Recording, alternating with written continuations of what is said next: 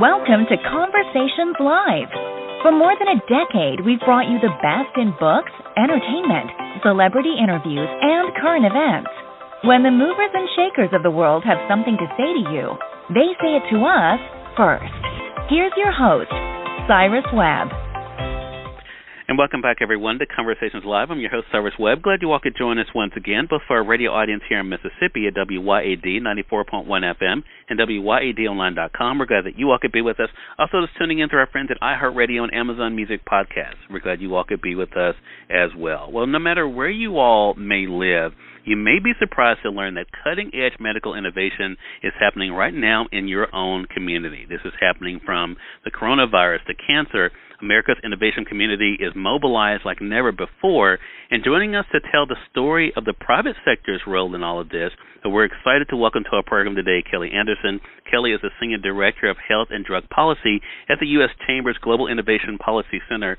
Kelly, thank you so much for the time. I really appreciate it. Thanks so much for having me on today, Cyrus. Well, glad to do it. This is going to be some great information for our audience. So, Kelly, tell us, what type of medical innovations is happening right here in our community? Yeah, so, I think many folks are surprised to learn that there's cutting-edge clinical research taking place in their own backyard right now. My mom is an OR nurse, and even she was surprised to learn that there's clinical trials taking place at her hospital.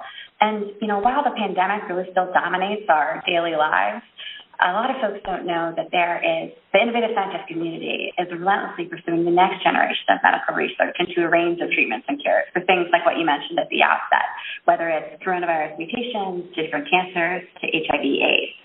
And right now, in fact, in Mississippi, there's 3,000 clinical trials happening statewide.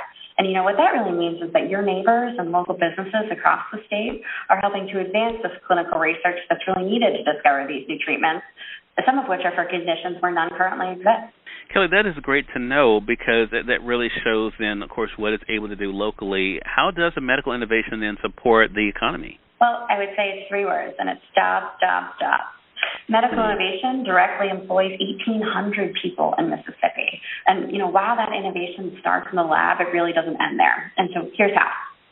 Medical innovation supports over 3,500 more jobs across the state, and that's in sectors ranging from construction to transportation to manufacturing. So if you look at construction, for example, biotech construction projects support billions of dollars in infrastructure investment, and those projects employ building trades workers, so folks like electricians or pipe fitters.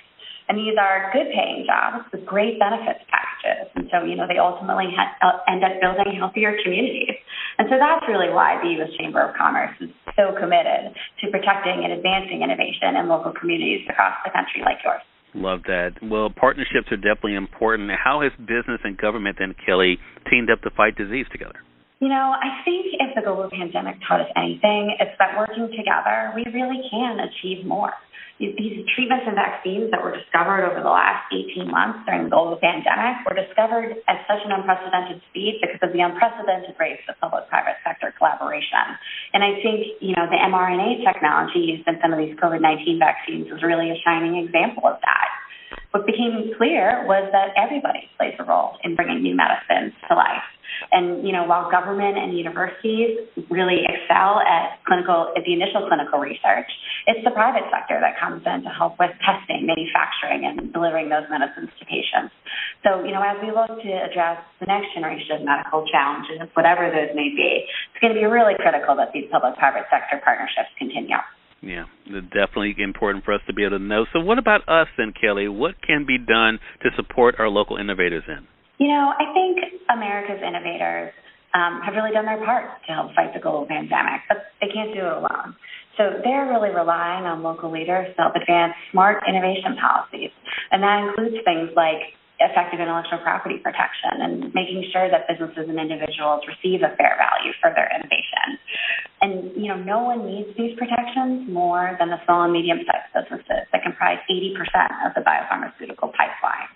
So, I think we're really counting on local policymakers to advance a pro-innovation agenda, because that will help ensure that the next generation of medical technology is invented here in Mississippi and then exported to the world. Great information for us, again, provided by Kelly Anderson, the Senior Director of Health and Drug Policy at the U.S. Chamber's Global Innovation Policy Center, letting us know, of course, what's happening in our own community. Kelly, where can our audience go for more information? Thanks so much. I'd encourage our listeners to visit uschamber.com to learn a bit more. All right, Kelly. Appreciate you as always and looking forward to our next chat together. Thanks so much for having me again. Good to talk to you. Hey, same here. And we thank your audience for tuning in to another great segment of Conversations Live, part of our News You Can Use segment. Until next time, I'm your host, Cyrus Webb, saying as always, enjoy your day, enjoy your life, enjoy your world. Thank you all for choosing Conversations Live. Now let's go make today amazing. Take care.